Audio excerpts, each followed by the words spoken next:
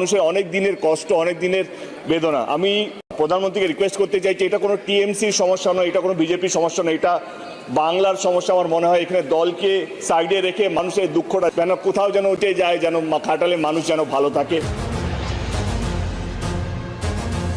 এদিকে আবারও কোটা আন্দোলন নিয়ে কথা বললেন ওপার বাংলার সুপারস্টার দেব। বাংলাদেশ শিক্ষার্থীদের জন্য এবার ইন্ডিয়ান পার্লামেন্ট পুলিশের এমন নির্মম গুলি ও অত্যাচারের কথা তুলে ধরেন। আজ পুলিশটা গুলি করছে, টোকার বাচ্চা, টোকাই ওই ম্যাট্রিক পাস করছে, আজ ম্যাট্রিক পাস করে নাই, টোকার বাচ্চা।